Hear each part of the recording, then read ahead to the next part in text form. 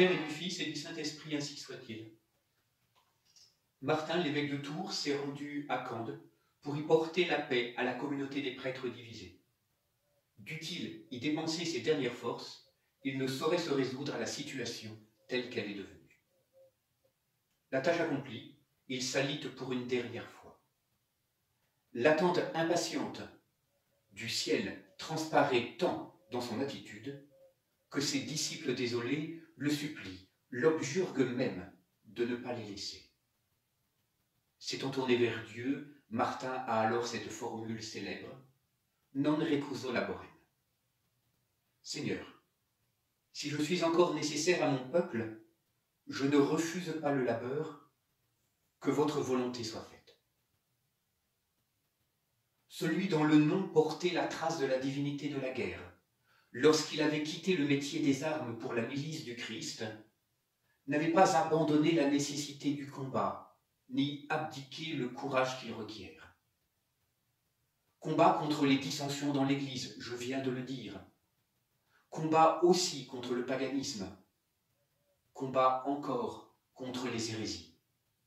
L'arianisme en premier lieu, qui, en niant la consubstantialité du Père et du Fils, portait atteinte au mystère de la Sainte Trinité et à celui de l'incarnation rédemptrice.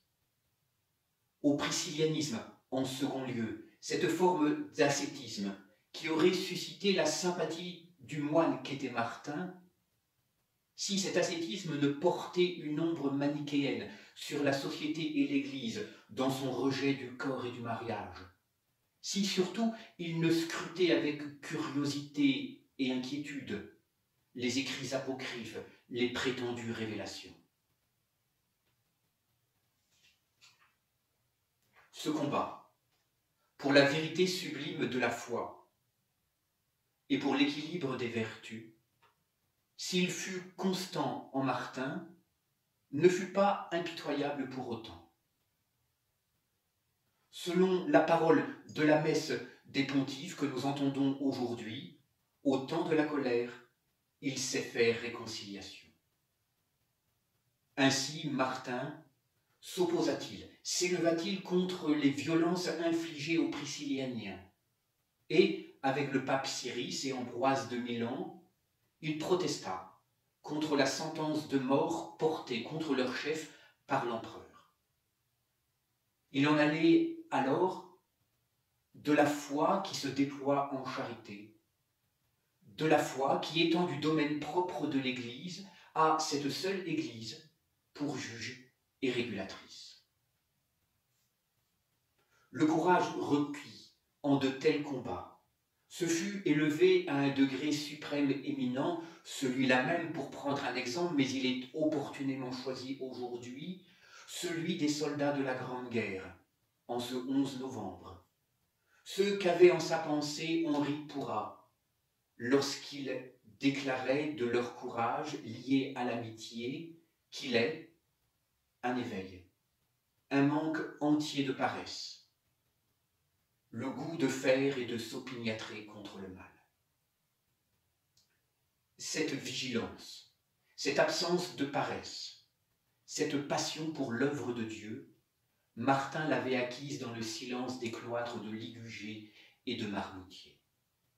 Il les avait acquises dans la méditation quotidienne et prolongée de la parole de Dieu, dans la crainte révérentielle et l'intimité aimante de l'adoration, dans le sacrifice offert à l'autel et en chaque circonstance de l'existence. Porter la lumière du Christ au monde, comme nous y invite l'évangile du jour, oui, certainement. Mais ce même évangile poursuit sur un avertissement. La lampe de ton corps, c'est ton œil. Si ton œil est simple, ton corps sera lumineux, mais s'il est mauvais, ton corps aussi sera ténébreux. Prends donc bien garde que la lumière qui est en toi ne soit pas ténèbres. Il nous faut nous déprendre, certes, des œuvres mauvaises, c'est évident, mais encore, dans les œuvres bonnes que nous prétendons entreprendre, des perspectives seulement humaines. L'intention que nous y mettons, les moyens que nous comptons prendre ou accepterons de prendre, les fins que nous visons. Cela, nous le savons par expérience, pour une part, peut être cause de ces fatigues, de ces découragements, tristesses ou colères qui nous mettent dans une langueur morale et spirituelle. Nous menons notre existence, rappelle la secrète de la messe de ce jour, entre adversités et prospérités, afin que, ni dans les unes, ni dans les autres, nous ne nous détournions de notre but véritable. Demandons avec instance ce courage qui anima et anime encore tant de soldats au service du bien commun, ce courage pacifique, déterminé et éclairé, courage de Saint-Martin, reflet et canal de la puissance miséricordieuse de Jésus-Christ, notre Sauveur. Au nom du Père et du Fils et du Saint-Esprit, ainsi soit.